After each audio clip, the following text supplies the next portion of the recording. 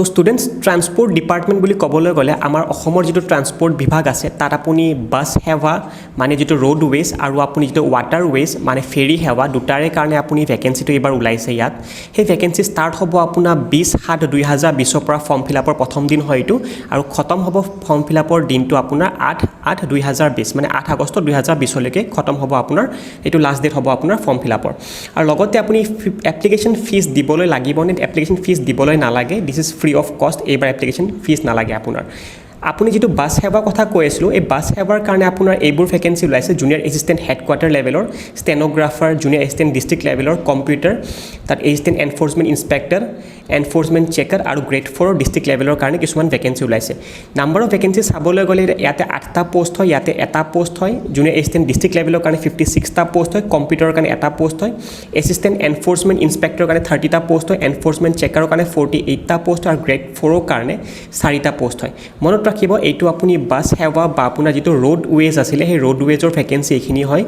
আৰু তাৰে নেক্সট আপুনি যেটো পাব হেইটো হয় আপোনাৰ ৱাটাৰৱেজ মানে ইনল্যান্ড ৱাটাৰৱেজৰ বাবে যিখিনি ভেকেন্সি আছে জুনিয়ৰ এসিস্টেন্ট হেডকোৱাৰ্টাৰৰ কাৰণে আপোনাৰ 13টা ভেকেন্সি আছে এসিস্টেন্ট কমাৰ্চিয়েল অফিচাৰৰ কাৰণে আপোনাৰ এটা ভেকেন্সি আছে তাৰপিছত আপুনি জুনিয়ৰ এসিস্টেন্ট ডিস্ট্ৰিক্ট লেভেলৰ কাৰণে 24টা ভেকেন্সি আছে মেচিনিষ্টৰ কাৰণে আছে 4টা ভেকেন্সি হেল্পাৰৰ কাৰণে আছে আপোনাৰ 8টা ভেকেন্সি আৰু ইলেক্ট্ৰিক্যাল ওয়্যাৰমেনৰ কাৰণে আপোনাৰ আছে এটা ভেকেন্সি ঠিক আছে এখিনি আছিল আপোনাৰ ইনল্যান্ড ওয়াটাৰ ট্ৰান্সপৰ্টৰ কাৰণে আৰু আদাৰ দেন দিস আপুনি এখিনিত আপোনাৰ পে স্কেলটো লিখা আছে লগতে মন ৰাখিব আপোনাৰ এইটো পে স্কেল আদাৰ এলাৱেন্সেসও আছে যেটো আদাৰ এলাৱেন্স ইয়াতে আপোনাৰ মেনশন কৰা নাই তেওঁলোকে লগতে যদি কেনেকে পোষ্টবোৰ খালি হৈ আছে চাবলৈ যাও যদি আনৰিজাৰ্ভডৰ কাৰণে আপোনাৰ টোটাল 5টা সিট আছে 8টাৰ পৰা ওবিসিৰ কাৰণে টোটাল আপোনাৰ এটা সিট আছে আৰু ইডব্লিউএছৰ কাৰণে আপোনাৰ দুটা সিট তেওঁলোকে বাঞ্ছনীয় কৰিছে ষ্টেনোগ্ৰাফাৰৰ কাৰণে এটা সিটে যেহেতু আছে তেওঁলোকে আনৰিজাৰ্ভডৰ কাৰণে ৰাখিছে এই এটা সিটটো ডিস্ট্ৰিক্ট এসিস্টেন্ট যেটো ডিস্ট্ৰিক্ট লেভেলৰ কাৰণে আছিল 26টা আপোনাৰ আনৰিজাৰ্ভডৰ কাৰণে আছে ওবিসি বা এম ওবিসিৰ কাৰণে আছে 22টা সিট এসটি প্লেনছৰ কাৰণে আছে আপোনাৰ এটা সিট আৰু ইডব্লিউএছৰ কাৰণে আছে আপোনাৰ 7টা সিট কম্পিউটাৰৰ কাৰণে এটা সিটে আছিল আপোনাৰ এটা সিট আপোনাৰ তেওঁলোকে আনৰিজাৰ্ভডৰ কাৰণে ৰাখিছে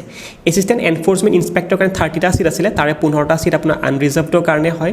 ওবিসি বা এম ওবিসিৰ কাৰণে 10টা সিট হয় তাত এসচিৰ কাৰণে এটা সিট হয় আৰু এসটি হিলছৰ কাৰণে এটা সিট হয় আৰু ইডব্লিউএছ ইকোনমিক্যালি উইকাৰ সেকশনছৰ কাৰণে এটা সিট হয় এনফোৰ্সমেন্ট চেকাৰৰ কাৰণে টোটাল 48টা সিট আছিল তাৰ 21টা আপোনাৰ আনৰিজাৰ্ভডৰ কাৰণে হয় 12টা আপোনাৰ ওবিসি বা এম ওবিসিৰ কাৰণে হয় এসচিৰ কাৰণে 4টা সিট হয় আৰু তাহত এসটি প্লেনছৰ কাৰণে 4টা সিট হয় এসটি হিলছৰ কাৰণে আপোনাৰ এটা সিট হয় আৰু লগতে ইডব্লিউএছৰ কাৰণে আপোনাৰ 6টা সিট দিছে ঠিক তেনেদৰে আপোনাৰ যেটো গ্ৰেড 4 পোষ্ট আছিল তাৰ কাৰণে পিয়ন প্ৰসেস সাৰ্ভাৰ আৰু নাইট চকীদাৰৰ কাৰণে ভেকেন্সিখিনি এনেকে হিচাপত তেওঁলোকে ডিসকাস কৰিছে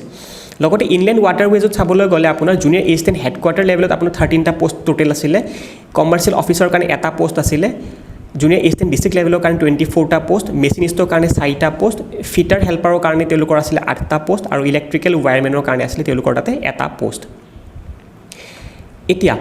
এলিজিবিলিটি ক্ৰাইটেৰিয়া কেনেকে হয় এলিজিবিলিটি ক্ৰাইটেৰিয়া হ'বলৈ হলে আপুনি বেসিক্যালি এজন ইন্ডিয়ান সিটিজেন হ'ব লাগিব অৰ্ডিনাৰলি ফ্ৰম দা ৰেসিডেন্ট অফ আসাম অসমৰ ৰেসিডেন্ট হলে অকমান বেছি ভাল তাত নেক্সট আপুনি ৰেজিষ্টাৰ কৰিব লাগিব আপোনাৰ নামটো কোড এমপ্লয়মেন্ট এক্সচেঞ্জ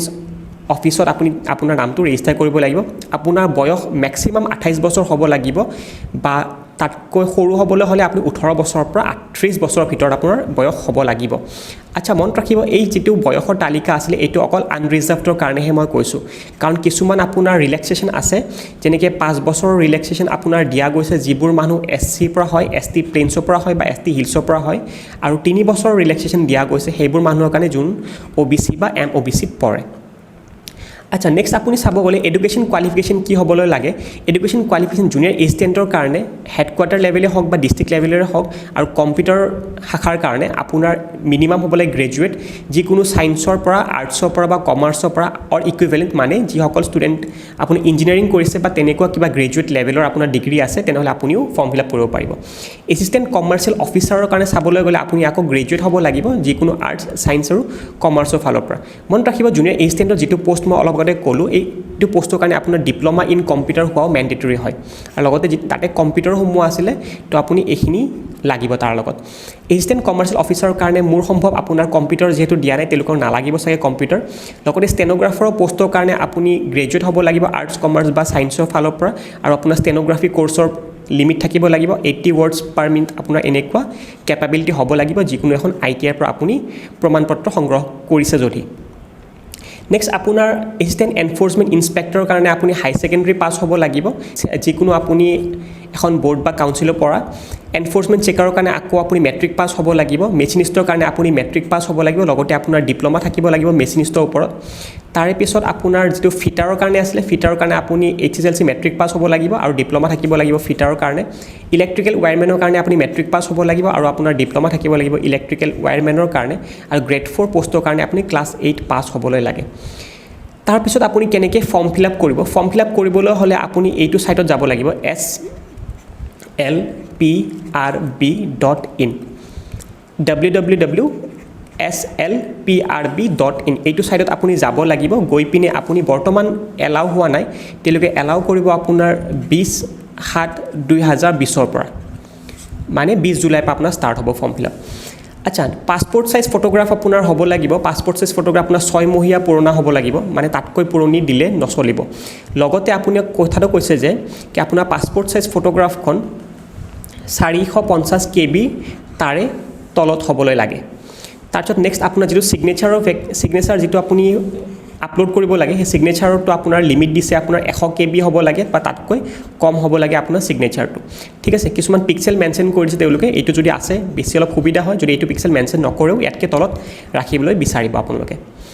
তাত নেক্সট আপুনি ডকুমেণ্টছ কি দিব লাগিব ফৰ্ম ফিল আপৰ টাইমত আপুনি এডমিট কাৰ্ডখন দিব লাগিব HSLC সেইটো এজ এ প্ৰুফ হিচাপে ল'ব আপোনাৰ এজৰ তাৰপিছত আপুনি HSLC পৰা আপুনি যিটো কমপ্লিট কৰিছে আপোনাৰ গ্ৰেজুৱেশ্যনলৈকে তো গোটেইখিনি আপুনি অলমষ্ট আপলোড কৰিব লাগিব ইয়াতে গ্ৰেজুৱেশ্যনলৈকে ITI পাছ কৰা আছিলে বা ডিপ্ল'মা পাছ কৰা আছিলে তেওঁলোকৰ নিজৰ ফালৰ পৰা ITI আৰু ডিপ্ল'মা ফালৰ চাৰ্টিফিকেটটো আপুনি আপলোড কৰিব লাগিব তাৰপিছত নেক্সট আপুনি যদি চাবলৈ যায় সেইখিনি কৰা হোৱাৰ পিছত আপুনি এটা কমপ্লিটৰ বাটন পাব তাতে কমপ্লিটৰ বাটনটো আপুনি যদি ক্লিক কৰি দিয়ে আপোনাৰ ফৰ্ম ফিল আপ ছাকচেছফুল হৈছে যিহেতু ইয়াতে ফৰ্ম ফিল আপত আপুনি পইচা দিবলৈ নালাগে জাষ্ট কমপ্লিট বাটন ক্লিক কৰাৰ পিছত আপোনাৰ ফৰ্ম ফিল আপ ছাকচেছফুল হৈ যাব ইয়াত তো যেতিয়া ফৰ্ম ফিল আপ ছাকচেছফুল হৈ যাব আপোনাৰ এক্সামিনেশ্যনৰ কাৰণে দুটা টেষ্ট হ'ব আপোনাৰ এক্সামিনেশ্যন প্ৰথম ফেজৰ টেষ্ট এটা আছে আপোনাৰ ছেকেণ্ড ফেজৰ টেষ্ট এটা আছে আপোনাৰ ফাৰ্ষ্ট ফেজৰ টেষ্টৰ আণ্ডাৰ তেওঁলোকে কৈছে যে 5টা টপিক থাকিব ফাৰ্ষ্ট ফেজৰ টেষ্টৰ কাৰণে 5টা টপিক থাকিব কেনেকৈ 5টা টপিক এটা আপোনাৰ জেনেৰেল মেথমেটিক্স থাকিব এটা লেংগুৱেজ মানে ইংলিছ পেপাৰ থাকিব এখন লজিকেল ৰিজনিং আৰু এপ্টিটিউডৰ পেপাৰ থাকিব অলপমান সহজ হয় এখন পেপাৰ তাৰ নেক্সট আপোনাৰ হিষ্ট্ৰী থাকিব জিঅ'গ্ৰাফি থাকিব পলিটি থাকিব ইকনমিক্স থাকিব অফ ইণ্ডিয়া এণ্ড আছামৰ ৰেছপেক্টত মানে যিটো আপুনি APSCৰ কাৰণে বৰ্তমান চিলেবাছত ফ'ল' কৰি আছে তেনেকুৱা হিচাপৰে চিলেবাছ অলমষ্ট দেন আপোনাৰ জেনেৰেল এৱেৰনেছৰ পাৰ্ট থাকিব বা জিকে ষ্টেটিক জিকে পাৰ্টটো থাকিব আৰু কাৰেণ্ট এফেয়াৰ যিটো বৰ্তমান চলি আছে সেইটো হিচাপৰো আপোনাৰ কুৱেশ্যন এনচাৰবোৰ থাকিব এক্সামটো আপোনাৰ 100 মাৰ্কছৰ কাৰণে হ'ব ফাৰ্ষ্ট এক্সাম যিটো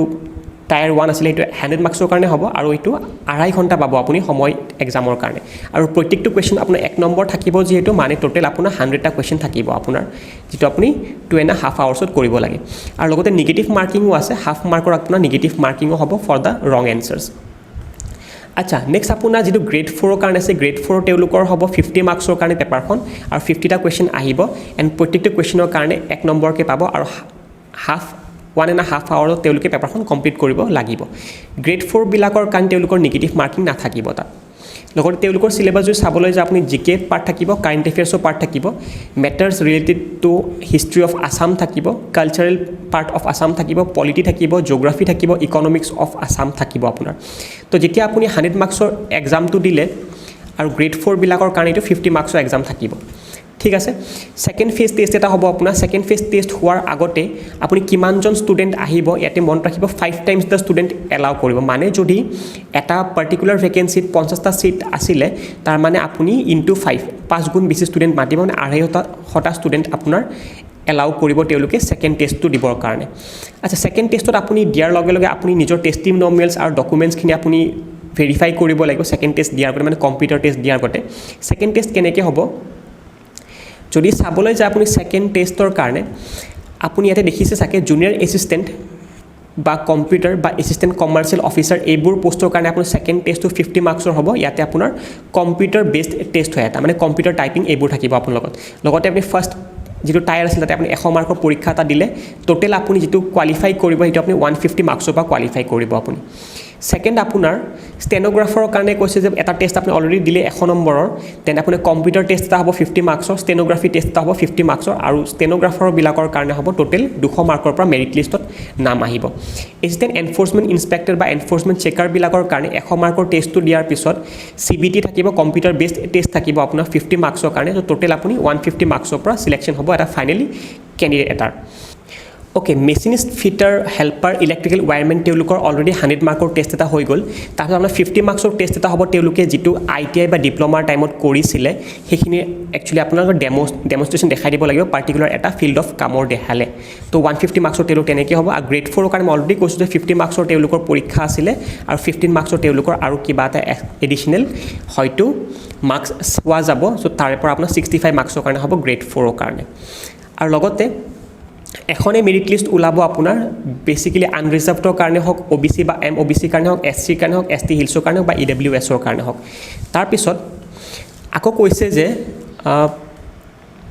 যেটো এসএল পিআৰবি ডিসিশন লব হেতু আপোনাৰ ফাইনাল হ'ব বুলি ক'লে তেওঁলোকে আৰু লগতে ফাইনাল এপইন্টমেন্ট আপোনাৰ দিয়া যাব হেতু পুলিশ ভেৰিফিকেশন ৰিপৰ্ট আহাৰ পিছত আৰু ফাইনাল মেডিকেল টেষ্ট হোৱাৰ পিছত ঠিক আছে